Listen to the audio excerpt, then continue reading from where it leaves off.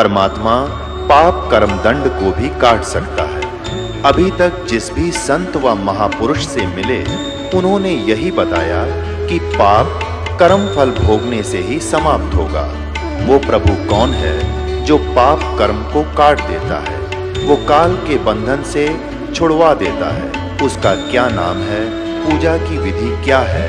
कृपया अवश्य सुनिए जगत गुरु तत्वदर्शी संत रामपाल जी महाराज के अमृत वचन। तो भगवान शिव ने सोचा जंगल में रहता है, साधक है, अपने बचाव के लिए लेता होगा। अब निकाल दिया, वचनबद्ध हो ही रहे थे कि ले भक्त ले ले। अब जब उसके हाथ में आ गया ना भस्म कड़ा, तो वह और बदल गया और हंसा एक दुष्ट की तरह। हा हा हा, ले शंकर हो ले होशियार, तुझे भस्म करूंगा और पार्वती को पत्नी बनाऊंगा। मैं इसी उद्देश्य से भक्ति कर रहा था। अब कबीर साहब कहते हैं कि माता को घर नहीं ठहराई। ऐसे दुष्ट अपनी माँ को, यानी जिसकी पूजा करे उसकी पत्नी तो माँ के तुल्य होती है, और उस पर नजर बुरी। और तो कहते हैं शिव शंकर से योगी समझ नहीं पाए, यो के को बदलिए बैठा है। तो ये अंतर्यामी भी खाक थे, ये ब्रह्मा, यो विष्णु शंकर भगवान के अंतर्यामी थे ये। और इनको मृत्युंजय कालज सर्वेश्वर अजरो अमर है, ये महिमा गाया करते हमारे आचार्य शंकराचार्य, नकली गुरु। अगर ये अविनाशी होता तो भस्मागिरी का आगे भागता क्यों? जब भस्मागिरी ने कहा कि बोले होशियार आ लिया हूं, तुझे मारूंगा, पार्वती को पत्नी बनाऊंगा, भगवान शिव ने खड़ी डांग ठोक दी। फुल स्पीड तो भाग लिया डर के, क्यों तो कसाई आ गया, सचमुच इसने तो आंख बदल गया एकदम। आगे आगे भगवान और पीछे पीछे पुजारी, 10 सपाट पट्या।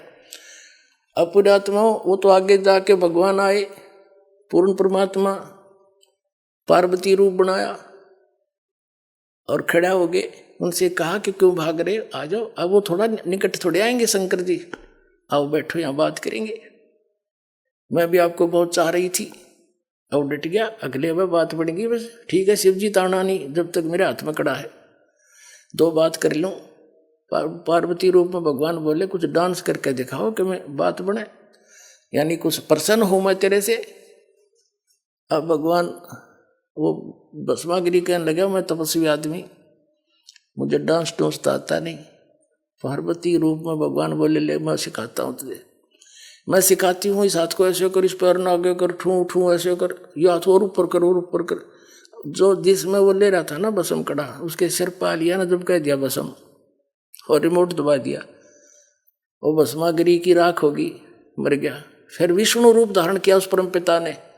इनके ये संकट में उस मालिक ने याद करे, और विष्णु रूप धारण करके शिव जी के पास गया कि डट जा भोलेनाथ, क्यों भाग रहे हो? शिव जी कहते हैं भाग ले विष्णु, आ जा जल्दी जल्दी। वो पीछे आने लग रहा है दुष्ट, मेरे से धोखे से उसने वचनबद्ध करके भस्म कड़ा ले लिया, मैंने आपत मोल ले ली। तब कहा विष्णु रूप में परमात्मा ने कि रुक जा, ये तेरा कड़ा ले, और मैंने वो भस्म कर दिया। सचमुच हाँ, चल तने उसकी राख दिखाऊं। जब उसकी ऐस देख ली ना, राख देख ली शंकर भगवान की, जब दिल की धड़कन ठीक हुई, इतना विनाशी बतावे, अजरो अमर थे, मृत्युंजय कालज। अब पुण्यात्मा इतने दुष्ट और क्या होगा? अपनी माँ को तो पत्नी बनाने की चेष्टा करे और जिसकी पूजा करे उसका दुश्मन बन गया। राक्षस स्वभाव को धारण किए मनुष्यों में नीच दूषित कर्म करने वाले मूर्ख, ये कैटेगरी है इन लोगों की, तीनों गुणों के उपासकों की। अब रह गए विष्णु जी के उपासक, सतगुण विष्णु के। एक बार जैसे परमात्मा कहते हैं पर भी लेन जात है दुनिया, हमरा ज्ञान किने नहीं सुनिया। एक बार हरिद्वार के अंदर हर की पैड़ियों पर ये कुंभ के मेले का संयोग हो गया इनके अनुसार, और वहां जब ये पर भी लगती है, कुछ समय निर्धारित होता, घंटा 1.5 घंटे का, उस दौरान ही सब ने स्नान करना होता है। तो वो कहते हैं उस दौरान स्नान करके तो मुक्त है, मोक्ष हो जाएगा, कल्याण हो जाएगा, उनका बेड़ा पार हो जाएगा। तो उस समय ये सभी ये सट दल षटदर्शनी, जिनको षटदर्शनी भी कहते हैं, ये 6 प्रकार के गिरी, पुरी, नाथ, सन्यासी, औगुड़, नागा, विष्णु, ये अपने अपने ग्रुप में वहाँ इकट्ठे हो जाते हैं और उस पर भी का इंतजार करते हैं और फिर अपने मुखिया के पीछे पीछे वो सब चल पड़ते हैं। गिरी अलग से, पुरी अलग से, नागा अलग से और वैष्णु अलग से। उस निश्चित समय पर जो इन्होंने पर भी बता रखी थी, सबसे पहले नागा, ये तमोगुण शिव के उपासक, ये नंगे रहते हैं, औगड़ बोल रहे इनको। ये सबसे पहले हर की पैड़ी पर पहुंच गए, स्नान करने की पोजीशन में लाइन लगा कर खड़े हो गए।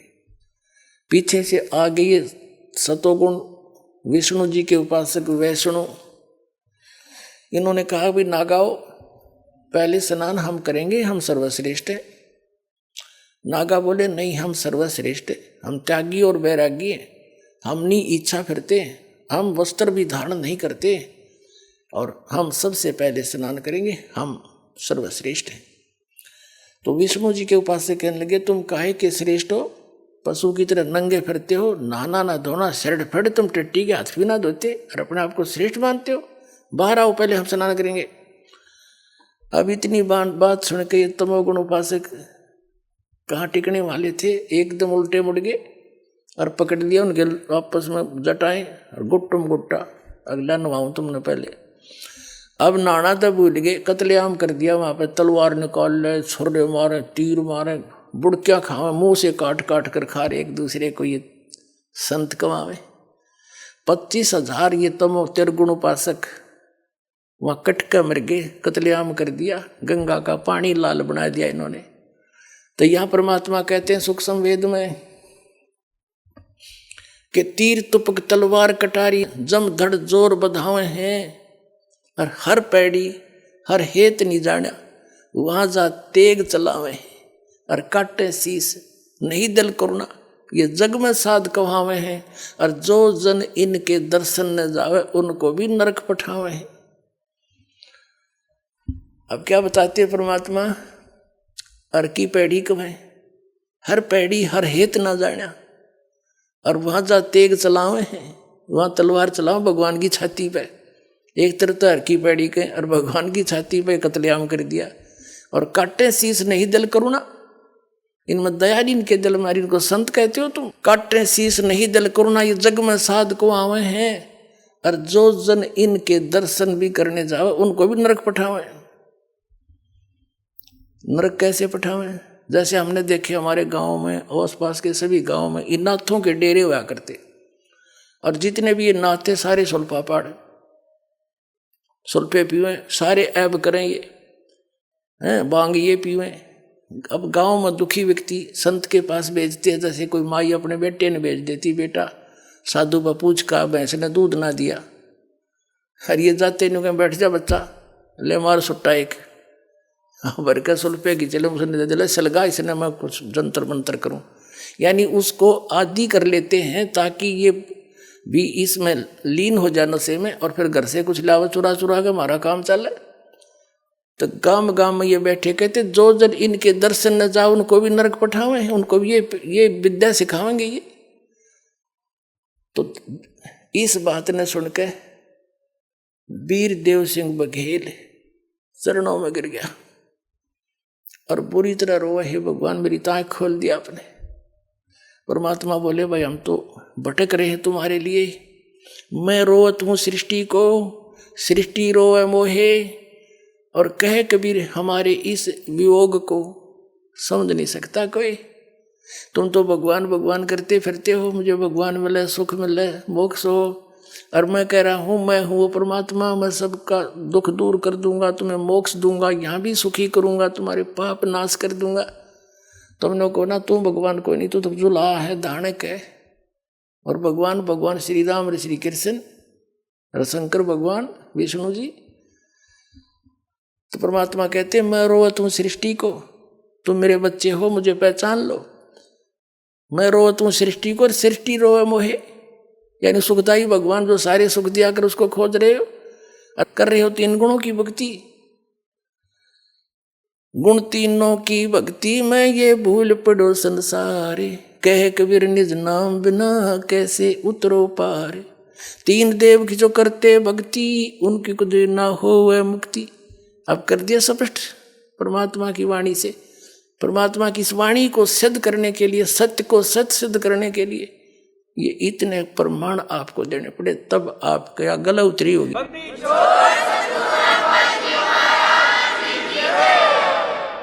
अब वीरदेव सिंह बघेल चरणों में गिर गया और कहा, भगवान दास को शरण में ले लो। ये पिछले संस्कारी हंस होते थे, कितनी पोस्ट पर हो और कितने ही बुराई करता हो, परमात्मा की ज्ञान सुनते ही समर्पित हो जाता है।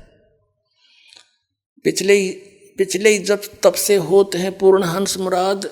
और परमात्मा ने कहा, ठीक है बेटा, नाम दूंगा आपको। परमात्मा 3 सतिथि में नाम दिया करते थे, 3 बार में। प्रथम बार में ये 5 नाम देते थे, जो दास आपको प्रथम बार देता है। अब ये 7 देने हैं। उस समय केवल 5 ही का आदेश था सबको।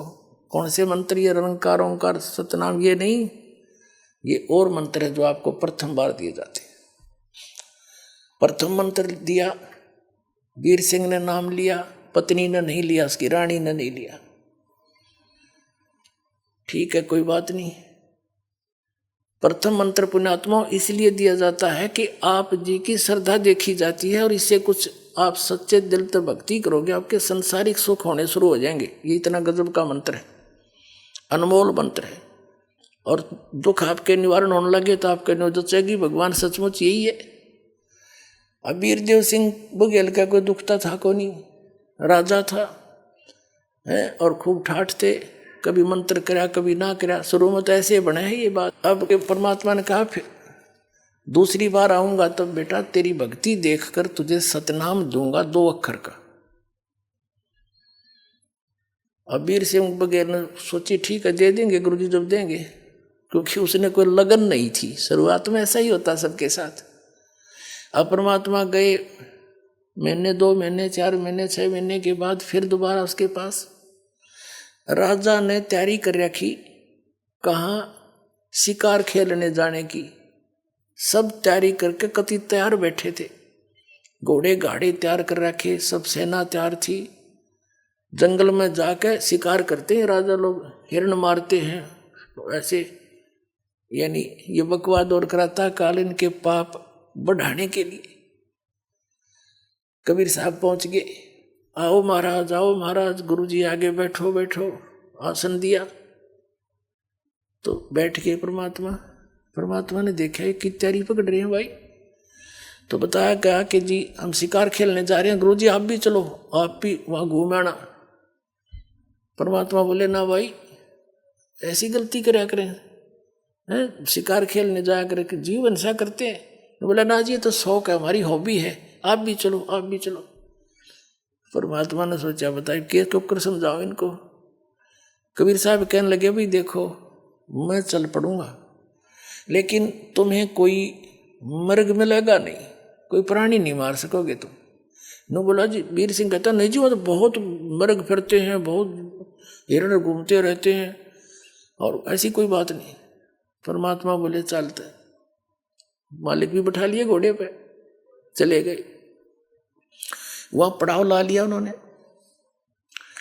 अब शिकार खेलने के लिए चल पड़े। कबीर साहब को भी बैठा रखा घोड़े पे।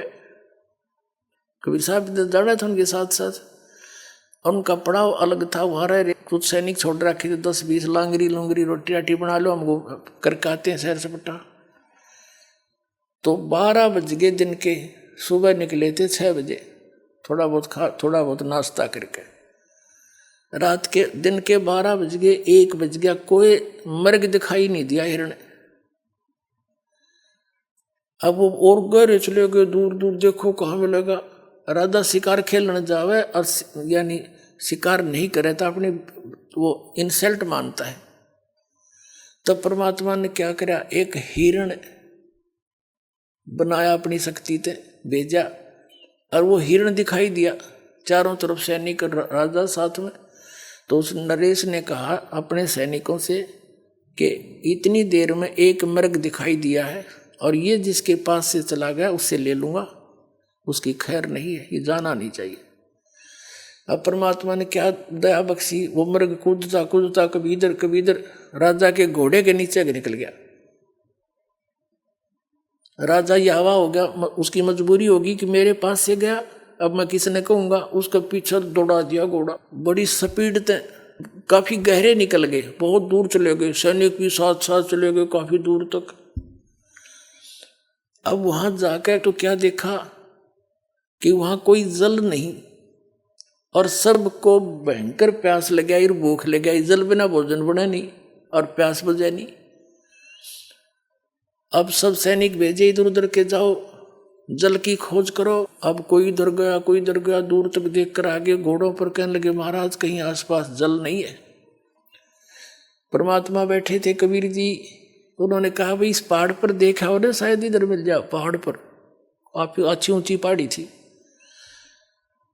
अब और कहने लगे महाराज यहाँ प्लेन में तो कितना जल मिला नहीं, समतल में, पहाड़ पर कहाँ से जल होगा। एक वजीर समझदार सा था, वृद्ध था, वो कहने लगा भाई संत की बात पर कुछ गौर करा करें, ये देखा हो क्या दिक्कत से, जब कह संकेत कर रहे हैं। तो 2-3 घोड़े पर ऐसे घूमते घूमते शिखर पर पहुंचे। बहुत बड़ा क्षेत्र हुआ, ऊपर प्लेन, एक सरोवर बीच में, सुंदर जल का, निर्मल जल, स्वच्छ और मीठा, और सुंदर बाग लाग रहा, सेब संतरे अंगूर काजू किशमिश के हर तरह की जो लदपद हो रहे। उन्होंने वहीं से आवाज लगाई, आ जाओ जल भी है, बाग है बहुत सुंदर। अब सभी जाकर पहुंच गए वहां पर। अब सभी ने पहले जल पिया, फिर तोड़ तोड़ के सेब संतरे काजू किशमिश सेब खूब छके। अन्यों कहे इसे मीठे तो कदे देखे नहीं, ये भगवान यहाँ देख प्रकृति का, परमात्मा की लीला, यहाँ कैसे बाग लगा हुआ है। सभी बतला रहे हैं आपस में कि यहाँ ऐसे स्थान पर है तभी तो कोई पहुंचा नहीं, ये सब लदपद है, किसी ने छेड़ा नहीं, हमारे लिए ही दया बख्शी है भगवान ने। अब वो छक लिए और तोड़ ताड़ के और भी फल अंगूर और अपने सब ने घोड़ा पर लाद लिए चलने के लिए, रस्त घर के लिए चल पड़े। चलो वापस। कबीर साहब भी चल रहे हैं, एक घोड़े पर कबीर साहब बैठा रखे हैं, एक पर राजा बैठा है। एक थोड़ी सी दूर जाकर के राजा कहता है, हे गुरुदेव, देखो परमात्मा की कैसी लीला, इस पहाड़ के ऊपर बगीचा और कैसा बाग, कैसी मेवा, कैसा सुंदर जल। देखो पीछे देखा, सैनिक भी देखने लगे, राजा देख रहा था, वहां कुछ भी को नहीं, सूखे पत्थर पड़े। एकदम सारे वापस खड़े हो गए, वहां घूमा धक्के खाओ, कहाँ गया वो जल कहाँ गया, वो मेवा कहाँ गई। परमात्मा बोले जहां से आई थी वहां गई भाई।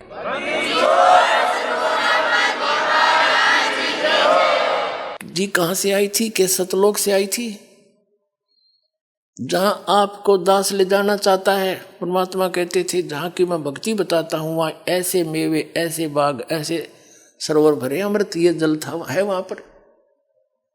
अब वो सारे वापस आ गए। जब घनी सी ध्यान में ना आती शुरू में ये बातें, और लीला नारी देखी, घर आकर राजा ने अपनी पत्नी से बताया, हो वास्तव मर गए होते हम, तरफ तरफ कर मरते सारे।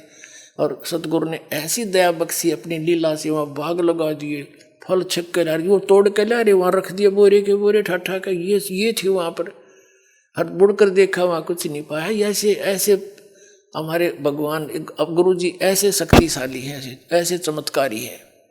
रानी ने भी नाम ले लिया, उसको फिर थोड़ी सी दृढ़ता हुई। परमात्मा बोला अब प्रथम नाम ले तू, अब तेरी थोड़ी बहुत बुद्धि लगेगी भक्ति में, अभी तू तो बकवाद कर रहा था, तेरा नाम खंडित है। अब दोबारा नए सिरे प्रथम मंत्र दिया। कुछ दिनों के बाद फिर उसकी श्रद्धा आजम बन गई, फिर दूसरा मंत्र सतनाम दिया। फिर कुछ दिन के बाद भक्ति बढ़ने से अंतःकरण के मैल हट जाते हैं, फिर जिज्ञासा बढ़ जाती है, चाह बढ़ती है भगवान की। सतनाम से प्रबल इच्छा होती है कि भगवान आप सार नाम भी को थे, सार नाम दूंगा। परमात्मा बोले भाई योग्य हो जाएगा जब मिलेगा, यो इतनी जल्दी ना दूं। जब भी गुरुदेव आते उनसे मिलते, प्रभु दया करियो, सार नाम दियो, योग्य हो गया हो तो आपका दास सार नाम देना। कबीर साहब कहने लगे, एक दिन चले गए परमात्मा और कहने लगे, भाई आज तुझे सार नाम दूंगा। कि अच्छा महाराज, बड़ी दया हुई, ओह तो मेरे भाग खुल गए।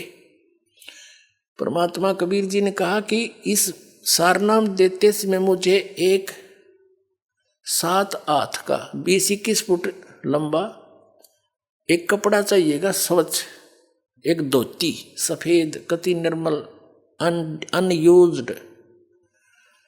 कबीर साहब और वीर सिंह राजा था, कहने लगे जी थान के थान मंगा दूंगा। परमात्मा कबीर जी बोले, नहीं, जो कपड़ा मुझे सारनाम देने के लिए आवश्यकता पड़ेगी आपके लिए, वो आपकी गुरु बहन है, एक चंद्रप्रभा नाम की पंडितानी है, और वो विधवा है आपकी काशी नगरी में, उस मोहल्ले में उसकी एक पुत्री है, और उसने वह साड़ी अपने ही बगीचे में, वह धोती अपने ही आंगन में कपास का पौधा बोया बाड़ी है, और गंगा का जल मटके में भर भर कर लाकर वो बाड़ी के पौधे सींचे हैं भाई। और उससे जब वह बाड़ी खिली, कपास खिली नरमा, तो उससे चुग के आप पे कात्या, आप पे लोड्या और आप पे सूत बना के अपने हाथ से खड्डी से नहा धो के सोच वो कपड़ा एक धोती तैयार कर रखी है, वह धोती ले आ तू, तब तुझे सारनाम मिलेगा, नहीं तो नाम वो मिले कोई। अब वीर सिंह बघेल ने संदेशा भिजवाया, उस थान खोजा कहाँ सी रहती है मेरी गुरु बहन, यानी कबीर साहब की शिष्या थी वो। अब वहाँ पता लगा, सैनिकों ने आके बता दिया ऐसे ऐसे वो बहन वहाँ पर रहती है, हमने पता कर लिया उनके घर का। राजा ने कहा कि उनको संदेशा दो कि मैं उनसे मिलना चाहता हूँ अपनी गुरु बहन से। अब सैनिकों ने जाके बता दिया कि बहन ऐसे ऐसे वीर सिंह जी आपसे मिलने आ रहे हैं, आपके गुरु भाई हैं। उसको पता था इस बात का कि वो है तो गुरु भाई, पर राजा का दिमाग तो राजा के हिसाब से, और मेरे पास आ रहा है, कोई कुबद ना कर दे भगवान, हे प्रभु मेरी रक्षा करियो, कोई मन में खोट लेकर ना आ रहा हो। नहीं, राजा तो राजी खुशी तो आया नहीं करे गरीब के घर में। अब उसने आने से पहले आसन लगा दिया, जैसा भी उसका घर पे था, बढ़िया कपड़े बिछा दिए, दूध गर्म करके ठंडा करके पीने योग्य तैयार कर रखा खातिर अपने आओ भगत के लिए, और उसको बुलाया। अब आ गया, जो बैठ के प्रणाम हुए, सत्साई भाई सत्साई बहन बैठ के नरेश उसके चारपाई पे, और बोलो जी दूध पी लो भाई। राजा बोला, बहन दूध पीछे पीऊंगा तेरा मैं, पहले मेरी अर्ज स्वीकार कर। बोल भाई मैं कंगाल, आप राजा, मुझ गरीब के पास क्या देने को है आपके लिए, क्यों शर्मिंदा करते हो मुझे। कि नहीं बहन, आज मैं भिखारी बन के आया हूँ और आज मुझे सारनाम मिलेगा, गुरुजी ने रजा बख्शनी है, और उस सारनाम के लिए मुझे एक धोती चाहिए जो तेरे पास है, साफ धोती सुथरी बनी वह साड़ी। वह बहन बोली, जी मेरे पास तो गणिये धोती है, दे दूंगी कोई बात नहीं, अकना वो धोती चाहिए जो आपने अपने आंगन में और कपास बो के भी बाड़ी बो करके उसको चुन के और आप बनाया है सारा कुछ, वह धोती चाहिए। गुरुजी ने बताई आपके पास है। कहा भाई है, पर वह मैं दूं कौन तेरे थे, वह मैंने अपने भगवान जगन्नाथ के लिए बना रखी है, जगन्नाथपुरी में मंदिर में चढ़ा आऊंगी मैं, और तेरे तो ना दूं भाई। मेरे एक एक आंसू और प्यार का तार उसमें भर रखा भगवान के नाम का। अब उसने सोचा छोरी लड़की ने तो बड़ी बात अड़ा दी भाई, आज मेरा भाग्योदय होना था, सार नाम मिलना था, और देख किसी कर्म फूटे मेरे। उसने कहा बहन तेरे लिए मैं और जितने तू कहेगी ना उतने तो पैसे दे दूंगा, और तेरे तो हाथ की चीज है तो फिर बना लिए, मेरा भाग्योदय हुआ नहीं, मुझे सार नाम नहीं मिलेगा। ने बोली भाई या ना दूं कति, जन्नू का तेरी नगरी त्याग दूं, ईब लेकर अपनी बच्ची ने चली जाऊंगी, पर यह धोती नहीं दूंगी मैं तेरे को, या मेरे भगवान के लिए मैंने बना रखी। जब उसने देखा कि सारे प्रयत्न विफल हो गए और उठ कर चल पड़ा, बहन मेरा दुर्भाग्य है, मेरे भाग में नहीं है ये नाम। देख कैसी कंडीशन अटकी मुझ नीच के आगे, अब मुंह लटका के आ गया वापस। परमात्मा को पता था, घर पे बैठे थे उनके। वीरदेव सिंह बघेल से पूछा कि भाई लाया वो धोती, कि महाराज मेरा दुर्भाग्य है। उस बहन ने वो धोती देने से मना कर दिया। परमात्मा ने कहा क्यों मना कर दिया, क्या कारण है? कि उस बहन ने बताया है कि वह धोती उसने, वो साड़ी भगवान जगन्नाथ के लिए बना रखी है, और वो कह रही है कि मैं भगवान जगन्नाथ के मंदिर में या धोती चढ़ा के आऊंगी, इसने मैं दूं नहीं किसी को भी। वैसे तो यहाँ तक कह दिया था उस बहन ने कि तू राजा है, मैं गरीब हूँ, भाई जबरदस्ती तो ले जा सकता है, लेकिन मैं अपनी इच्छा तो नहीं दे सकती तेरे से। तो कहने लगा बहन ऐसी गलती मैं नहीं कर सकता, क्यों, मुझे भी ज्ञान हो गया है, मैं तो प्रार्थना करने आया था। तो कहने लगे भगवान मैंने सारा कुछ कह दिया उसने, पर वह मानी नहीं। मेरा दुर्भाग्य है, आपने ऐसी शर्त रख दी और मैं कर्महीन इंसान हूँ, मैं कर्महीन इंसान हूँ, मुझे सार नाम मिला नहीं, मेरा मोक्ष नहीं हो सकता। नो बैठ के रोने लग गया।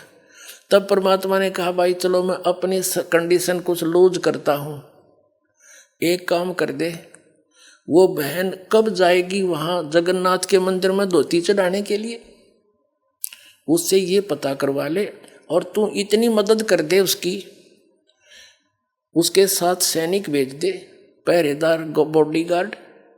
वो कह रही थी वहाँ जाएगी, रास्ते में कोई उकचुक ना हो जाए, बेटी की जात है, और जब वह धोती जगन्नाथ का चढ़ा कर वापस आ जाएगी ना ठीक ठाक सकुशल, फिर मैं तुझे बगैर धोती का इनाम दे दूंगा सारना। अब उसकी तो खुशी की आशा की चिराग फिर जल गया। अखे भगवान जो आपकी आज्ञा, अपनी बहन को वहाँ रथ में पालकियों में भिजवा दूंगा, सैकड़ों सैनिक भेज दूंगा, सकुशल जाएगी, सकुशल आ जाएगी। उसने संदेशा भेजा और पता करवाया बहन कब जाएगी, पता करके आओ। सारा कुछ बता के सैनिकों से कह दिया कि जाके कह दो जब वो जाए मुझे बताए, और हम उसके साथ बॉडी गार्ड करेंगे, रथ साथ भेज दूंगा अपनी बहन के, और मुझे नाम मिलेगा जब वो धोती चढ़ाकर वापस सकुशल आ जाएगी।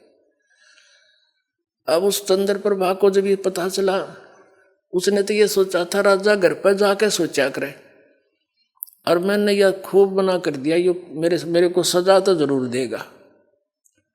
तो वह डर गई कि वापस आगे सैनिक अवश्य कोई आदेश लेकर आए होंगे, कोई बात नहीं, भगवान के लिए चाहे कुछ भी देश भी छोड़ कर जाना पड़ा मैं चली जाऊंगी, यहाँ तक वह सोच रही।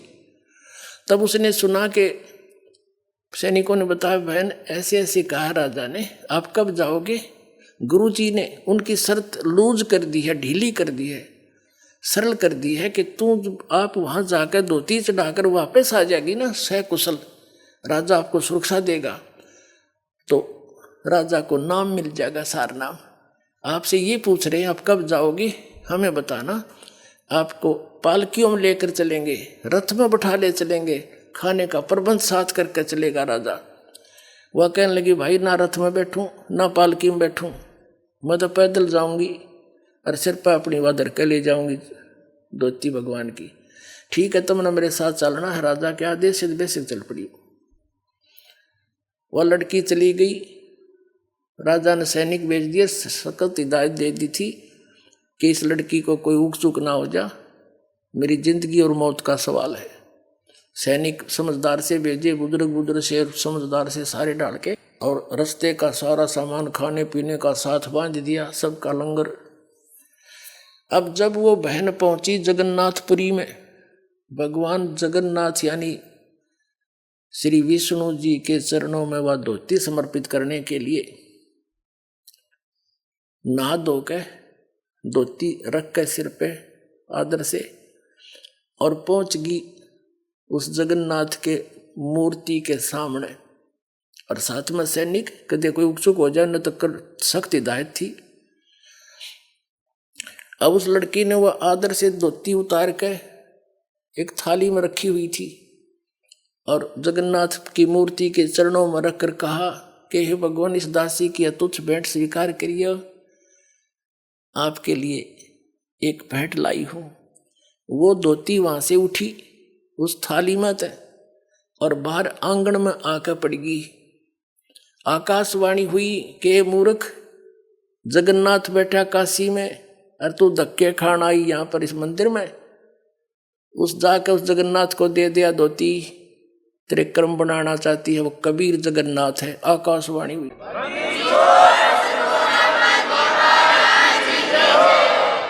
वो है जगत का स्वामी, कुल का मालिक है, और उसने छोड़ के तुम्हारी यहाँ आई इस पत्थर पर माथा टेकन, ले जा इसको, मुझे स्वीकार्य नहीं है। अब वो तो वहीं से लगी थी रोने, उठा कर धोती फिर सिर पर रख ली, वहीं से लगी थी रोने, हे भगवान मैं किसी नीच हूं। अब परमात्मा ने एक तीर से दो शिकार करे। हम इसे अनजान थे उस समय। हम कबीर साहब को तो एक गुरु और संत मान्या करते, और जगन्नाथ को भगवान श्री विष्णु जी को गुरु कबीर साहब और भगवान हो जगन्नाथ। अरे फुटे बाग मारे। और राजा वीर सिंह के अंदर भी इतनी श्रद्धा ना थी, वो ठीक सा भगत था, पिछले संस्कार अच्छे थे, और जब उसको भी सार नाम के योग बनाना था मालिक ने, क्यों जब तक कहते हैं गुरु मानुष कर जानते ते नर कहिए अंध, वो दुखी संसार में आ गए यम के फंद। राजा भी कबीर साहब को तो एक संत मानने था, विष्णु जी और इनको ही भगवान मान रहा था, निराकार को, क्योंकि हम भगवान कबीर साहब ज्ञान देते रहे, सारा कुछ करते रहे, चमत्कार भी दिखाते रहे जो भगवान किया करता है, लेकिन हमारी बुद्धि उस रंग से हटी नहीं, क्योंकि हम शिक्षित नहीं थे। अब वो लड़की वापस आई, पहले गई कबीर साहब की कुटिया में, वहां से पता चला कि उस दिन भी परमात्मा 10-15 दिन के बाद फिर उसके वीर सिंह के उसमें दरबार में बैठे थे घर पे। पता था मालिक को कि आज आवेगी, वह धक्के खान गई थी। वहां से पता चला कि कबीर साहब तो वीर सिंह के घर गए हैं परमात्मा जी। वह लड़की वहीं पहुंची रोती हुई, इतनी बुरी तरह रो, कपड़े भीज रहे आंसुओं से, और वह धोती धर के चरणों में कबीर परमात्मा के इसी बुरी तरह रोए, मुंह तो जुबान नहीं निकला उसके, बोलिया नहीं जा, कंठ रुंध गया। अब वीर सिंह ने चिंता होगी कि इस लड़की को किसी ने कुछ कह दिया, और ये सैनिक साथ मरे थे, इन्हें क्यों नहीं ध्यान रखा, मेरी तो इज्जत का नाश कर दिया, मुझे सारा नाम नहीं मिले। उन सैनिकों को बुलाया एक साइड में, अरे कमियों की तो मर गए थे तुम, क्या हो गया इस बहन को? तब वो किसी ने क्या कह दिया इसको, तुम्हें कहा था सुरक्षित लाना। तब उन्होंने कहा महाराज किसी ने कुछ नहीं कहा, हम साथ थे वहां से यहाँ तक। उन्होंने सारी घटना बताई कि इसने जाकर के बहन ने धोती चढ़ाई मंदिर में, वह धोती वहां से उठी और बाहर पड़ी मैदान में आके आंगन में। आकाशवाणी हुई कि भगवान तक काशी में बैठा कबीर, वो है जगन्नाथ, उसको दिया धोतियां धक्के खाना आई तू इस मंदिर मत पत्थर में। या दब से रोने लाग रही है ये बैठे भगवान। फिर वीर सिंह भी चरणों में पड़ गया, रो बुरी तरह, भगवान मेरी चौंध टूट गई, आप तो मालिक हो, आप समर्थ हो। जब परमात्मा ने उन दोनों को नाम दिया, पहला नाम दिया, दोबारा सतनाम कि अब शुरू करो, अब भक्ति के योग बनोगे। अब तो तुम ड्रामा कर रहे थे। उस दिन से फिर उन दोनों को नए सिरे से नाम दिया, सतनाम दिया, फिर सार नाम दिया, उनका कल्याण किया अपना आत्माओं। तो यही प्रोसीजर है पूरे कंप्लीट कोर्स का, जो दास आज आपको देता है वो गॉड गिवन कबीर साहब का दिया हुआ, कल्याण करवा लो, समय है। बोलो सतगुरुदेव की जय हो।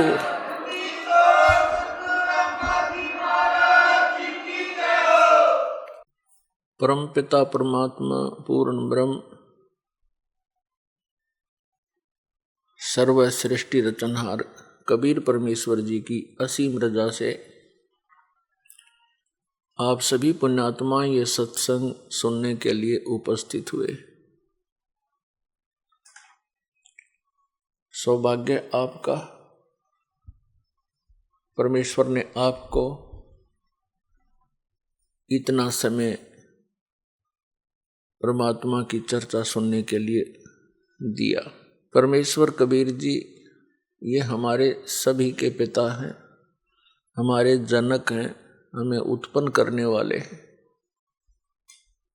और हम यहाँ आगे इस काल के जाल में, काल के लोक में हमसे बड़ी भारी भूल बनी और अपने किए का दंड आज तक हम भोग रहे हैं।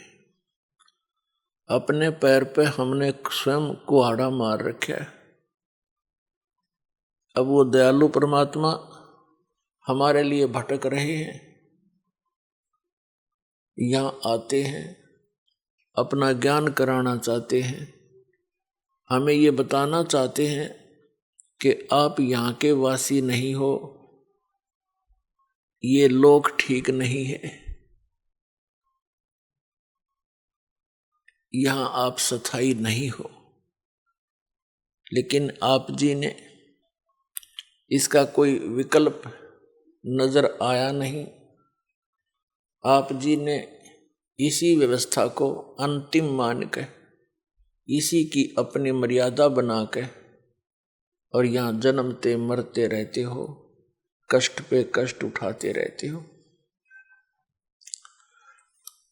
और कोई भी व्यक्ति नहीं चाहता मैं दुखी हूं, कोई नहीं चाहता मेरी मृत्यु हो, कोई नहीं चाहता मैं वृद्ध हूं, और सारा कुछ हो रहा है। हम देख भी रहे हैं कि सभी वृद्ध हो रहे हैं, सबकी मृत्यु हो रही है और कष्ट भी हो रहे हैं, और फिर भी हम ये सोचते हैं हमें नहीं होने चाहिए। ये अच्छे से नहीं लगते। वृद्धावस्था सबसे बड़ा कहर है इस प्राणी के ऊपर। और जो परमात्मा कबीर जी की शरण में आ जाते हैं, इस दयालु भगवान के की भक्ति से इनको बहुत सारा मिलता है। वृद्धावस्था में शरीर में रोग कम होते हैं और परमात्मा की भक्ति के सहारे इनका शरीर ठीक चलता रहता है। और जो परमात्मा कबीर जी की शरण में नहीं आते हैं, वो वृद्धावस्था के अंदर एक महान कष्ट को भोगते हैं। हम रोगी हो जाएं तो भी हम स्वीकार कर रहे हैं, और वृद्ध हो जाएं तो भी हम कोई दिक्कत नहीं। लेकिन जब मृत्यु का टाइम आता है, मृत्यु का नंबर आता है, तब हमें अच्छा नहीं लगता। क्योंकि मुश्किल से सारा जीवन लग के तो एक परिवार बनाया, फिर एक घर बनाया, करीब चालन की तैयारी होगी। बताइए कोई सांग होया? ये क्या व्यवस्था, खा के ये व्यवस्था। और ये पता ये कंपलसरी होगा। तो इसका कारण क्या है? हम चाहे कितने दुखी हैं, मृत्यु नहीं चाहते। क्यों नहीं चाहते? क्योंकि ये कोई बढ़िया बात थोड़ी है। सारा जीवन ये जोड़ जाड़ कर बनावा, सेटिंग सी करें, इतना मृत्यु हो जाती है। क्यों नहीं चाहते? क्योंकि हम ऐसे लोक से आए हैं जहां मृत्यु नहीं होती थी, जहां वृद्धावस्था नहीं होती थी, जहां पर हमारी बॉडी में कोई रोग नहीं होता था। इसलिए हमें वो बातें पक्की याद हैं, आभास है कि ऐसा नहीं होना चाहिए। तो वो उसी लोक में होगा जाकर के, यहां तो ऐसा ही होगा। कबीर साहब कहते हैं, साथी हमारे चले गए, हम भी चालन हारे, कोई कागज में बाकी रह रही, तातें लगी है वार। मरने वाले मर गए, शेष बच्चे ये सोचते हैं कि हमारा अभी नंबर नहीं आएगा, हम अभी नहीं मरेंगे। परमात्मा कहते हैं ये तो कोई कागज में शेष रह रही है तुम्हारी आयु। जिस दिन वो कागज पूरा होगा, 1 सेकंड ना लागे, जैसे वो गया ऐसे तुम भी जाओगे। एक बार पांचों पांडव महाभारत का जिक्र है। वन में वनवास काट रहे थे, 12 वर्ष का वनवास काट रहे थे। उनको प्यास लगी तो उनमें से एक सबसे छोटे ने, पांचों में से सबसे छोटे ने ऊपर चढ़कर वृक्ष पर इधर उधर देखा। उसको थोड़ी सी दूरी पर एक तालाब नजर आया। तालाब ही वहां पर जल स्रोत होते थे पीने, नहाने, धोने के उस समय में। तो नकुल सबसे पहले उस तालाब पर जल लेने के लिए पात्र लेकर गया। वहां आकाशवाणी हुई कि पहले मेरे प्रश्नों का उत्तर दे, फिर जल लेना। नकुल ने इधर उधर देखा, कोई दिखाई दिया नहीं। उसने जल भरना चाहा, वो वहीं पर मृत्यु को प्राप्त हो गया। कुछ देर इंतजार करके दूसरा गया। उसने देखा भाई तो मरा पड़ा है, प्यास से मर गया। उसने सोचा जल पानी ले चलता हूं, उन शेष का तो जीवन बचाऊं, वह भी बहुत प्यासे हैं। आकाशवाणी उसी प्रकार हुई कि पहले मेरे प्रश्नों का उत्तर दे, पीछे जल लेना। उसने भी अनदेखा करना चाहा, वह भी मृत्यु को प्राप्त हो गया। ऐसे ऐसे चारों के चारों चार मृत्यु को प्राप्त हो गए। पांचवा जब युधिष्ठिर स्वयं गया कि भाई आए नहीं, क्या बात है, देखूं जा करके। उसने देखा सब मृत्यु को प्राप्त है। उसने सोचा ये तो प्यास से मर गए, मरूंगा मैं भी, जल तो पी लूं, ये शौक तो हो ही गया। उसने भी पात्र उठाने की चेष्टा की जल के लिए। तभी आकाशवाणी हुई कि मेरे प्रश्नों का उत्तर दे, बाद में जल लेना, नहीं तो तेरे भाइयों जैसी हालत तेरी हो जाएगी। और यदि तो मेरे प्रश्नों का उत्तर दे देगा, तेरे भाइयों को भी जीवित कर दूंगा। युधिष्ठिर ने कहा कि बोल कौन है तू, कहां दिखाई तो दे नहीं रहा। तो उनमें से एक प्रश्न था कि इस संसार में सबसे बड़ा आश्चर्य कौन है, क्या है। युधिष्ठिर ने उत्तर दिया कि सबसे बड़ा आश्चर्य है कि हम प्रतिदिन सबको मरते देखते हैं, लेकिन अपने मरने की चिंता कभी नहीं करते। तो कहने का भाव यह है पुण्यात्माओं, हम और मर जाओ सारे, पर आप जीवित रहे बस ठीक से। और वो भी तो यही सोच रहे थे, ठीक है फलाना मर गया कोई बात नहीं, उसको ये हो गया था, वो हो गया था, अटकलबाजी सी, और चलो। तो पुण्यात्माओं, परमात्मा यहाँ याद दिलाना चाहते हैं, जिस लोक में तुम रह रहे हो लोक ठीक नहीं है। अभी तक आपके पास कोई विकल्प नहीं था, आपको पता भी नहीं था कि इसका कोई समाधान भी है। अब तो कति कंप्लीट कोर्स है और पूरा समाधान है, और बहुत ही आसान है। ये सबसे आसान काम था और सबसे जटिल बना दिया इन अज्ञानी संतों, महंतों, आचार्यों और शंकराचार्यों, काजी और मुल्लाओं ने, सबके धर्म गुरुओं ने, तत्व ज्ञान से अपरिचित होने के कारण। कोई हट कर रहा है एक पैर पे खड़ा होकर, कोई दो वैसे खड़ा होकर के, कोई किसी प्रकार कोई कुछ नाम जाप कर रहा है, कोई किसी प्रकार की क्रिया करके अपना मोक्ष मानता है। ये सबसे आसान काम है मोक्ष का, लेकिन हमें मार्ग मिले, सही दिशा ठीक मिल जाए। और अब दिशा ठीक मिल गई। जिस भी महापुरुष को परमात्मा प्राप्ति हुई है, उस परमात्मा ने ही आकर उसको यथार्थ ज्ञान दिया उनको।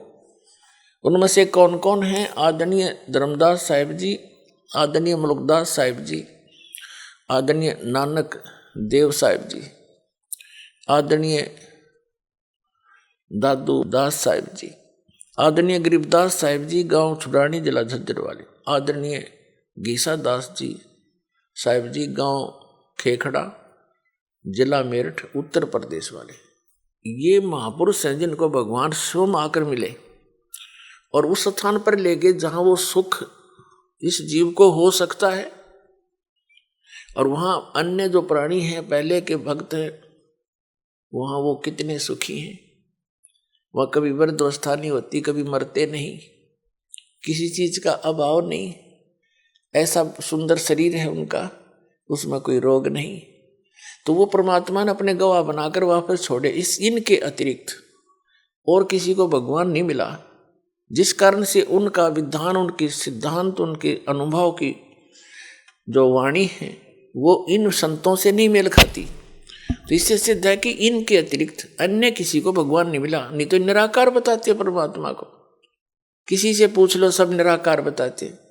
और जो साकार बताते हैं कि संसार साकार है, भगवान ही है, या मनुष्य जो उनके गुरु हैं अपने पति गुरु ही परमात्मा है, यही साकार है और वैसे निराकार है।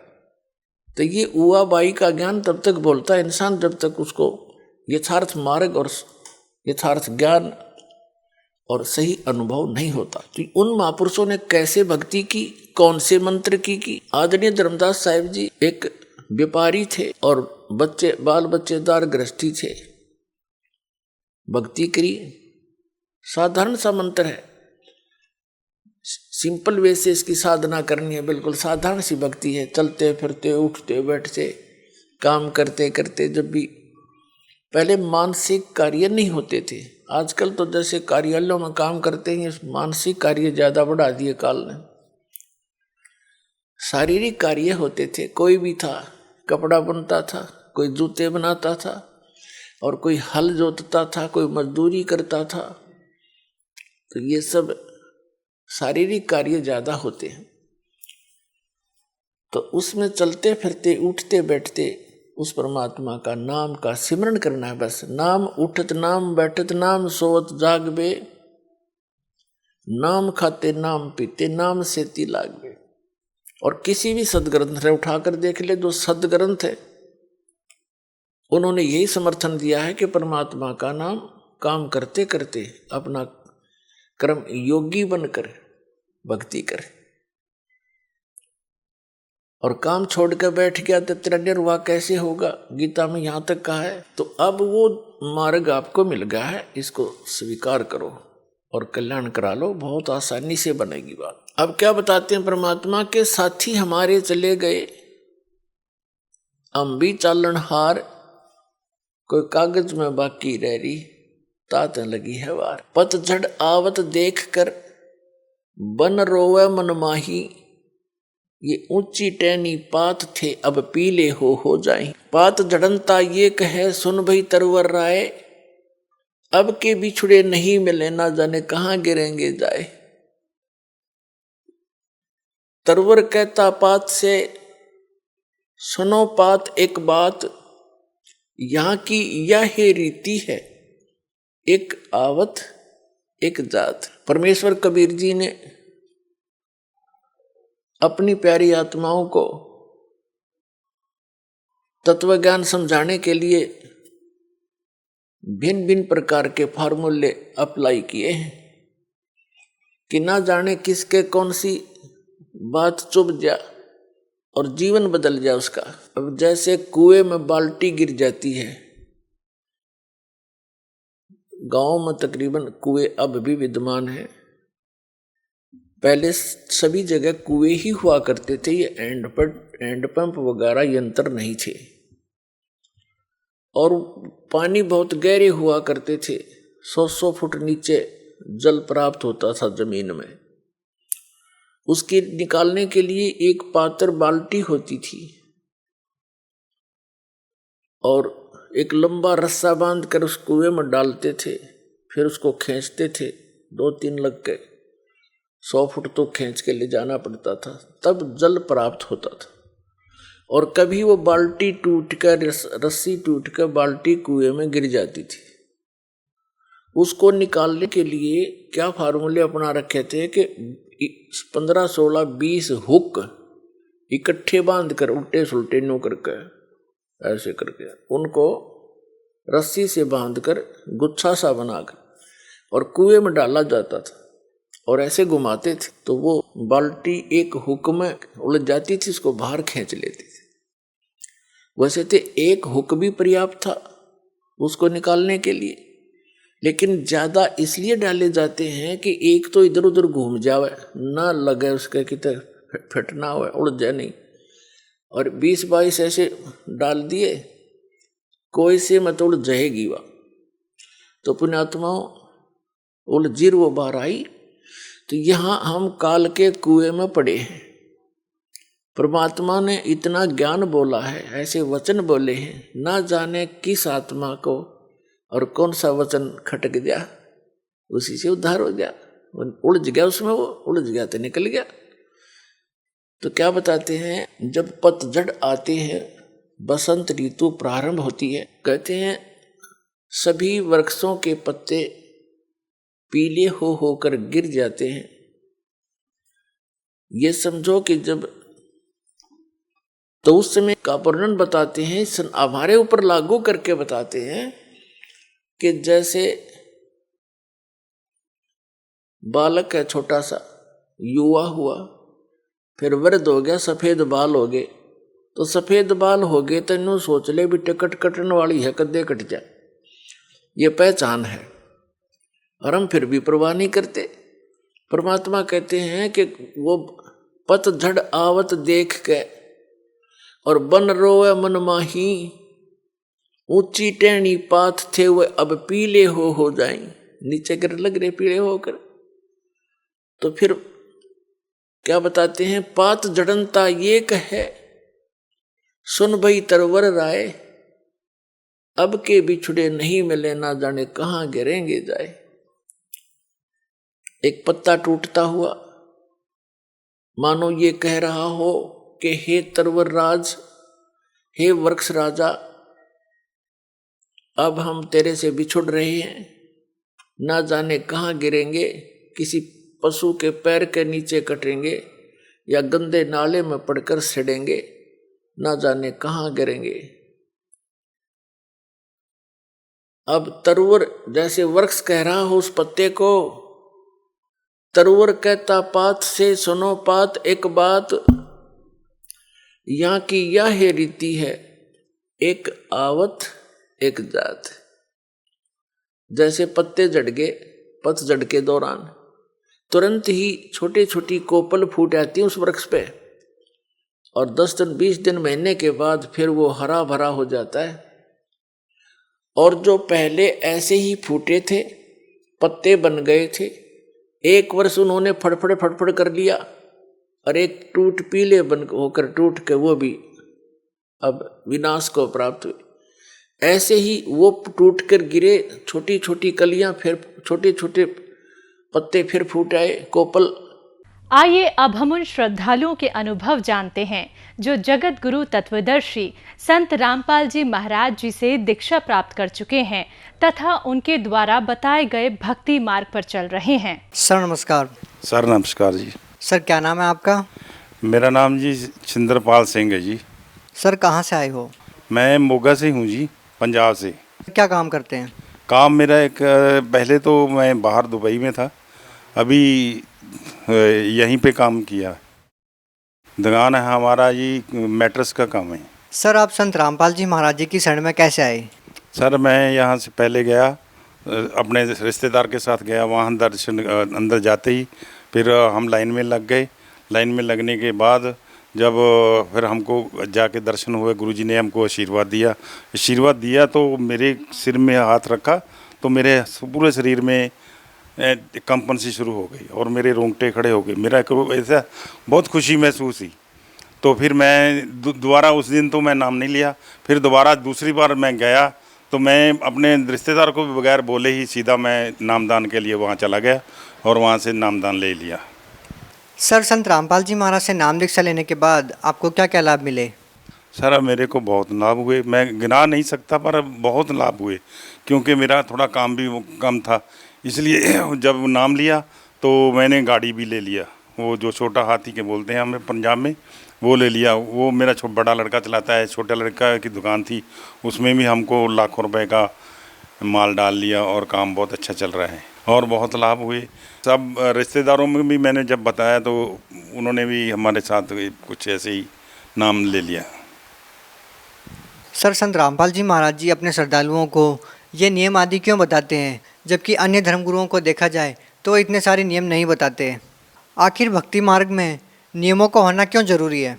भक्ति मार्ग में नियमों का होना इसलिए ज़रूरी है सर कि एक तो हमको ये भक्ति लाइन से भटकाते हैं, दूसरा इसमें हमारे कुछ नुकसान भी होता है, शरीर को नुकसान भी है, कोई बीमारी भी बहुत इसमें लगती है। जब से मैंने दारू पीना छोड़ा है मेरा शरीर भी बिल्कुल एकदम फूल जैसा हो गया है। सर संत रामपाल जी महाराज अपने सत्संग में से अपने भक्तों को बताते हैं, मदरा पीवे कड़वा पानी 70 जन्म कुत्ते के जानी।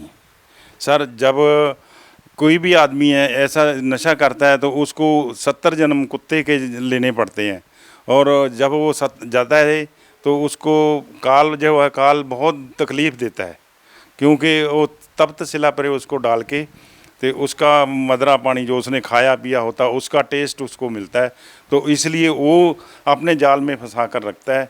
तो जब से हम संत रामपाल जी के शरण में आए हैं उन्होंने हमारा तो एकदम समझो कि स्वर्ग में ही हमारा वासा हो गया है। जब से उनका नाम लेते ही हमारे रोंगटे खड़े हो जाते हैं। अभी भी देखो मेरे बाल ऐसे ऐसे खड़ रहे हैं कि क्योंकि जब से मैं नाम लेता हूँ ना उनका तो मेरे बहुत खुशी होती है, और गले में भी थोड़ा ऐसे जैसे आदमी रोने लगता है, रुद जाता है। सर, संत रामपाल जी महाराज जी के बारे में ऐसा कहा जाता है कि वो अन्य धर्मगुरुओं की निंदा करते हैं। क्या संत रामपाल जी महाराज जी अन्य धर्मगुरुओं की निंदा करते हैं?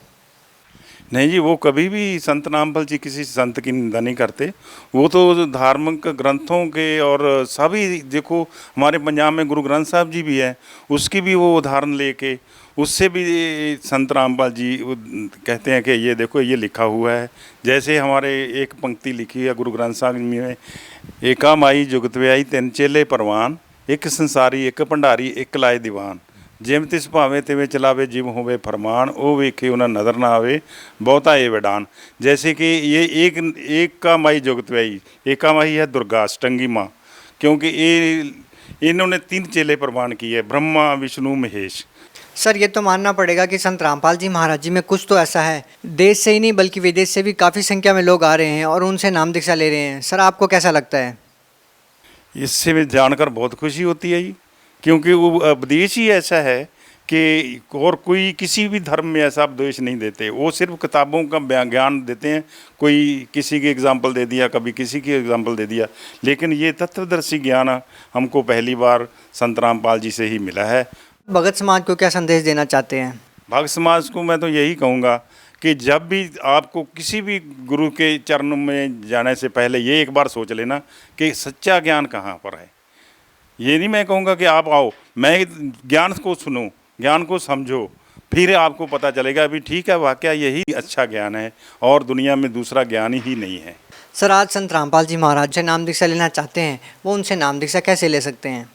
सर देखो, जहाँ भी हमारे शहर में डिस्ट्रिक्ट में वो आश्रम जगह बनी है, कोऑर्डिनेटर बने हैं, वहाँ से वो संत रामपाल जी का नाम मिल सकता है। पर डेली शाम को चैनल आता है, उसके नीचे कोऑर्डिनेटर का नाम लिखा होता है, टेलीफोन नंबर देखो, तो आप कहीं भी उसको डायल करोगे तो आपको नंबर मिल जाएगा और वो बता देंगे कि कौन से शहर में रहते हो, आपको शहर का नाम पता और सब कुछ नंबर दे देंगे। बहुत बहुत धन्यवाद सर। Thank you sir.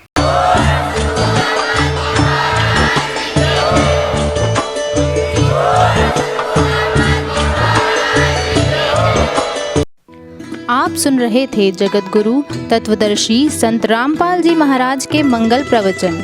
अधिक जानकारी के लिए संपर्क करें।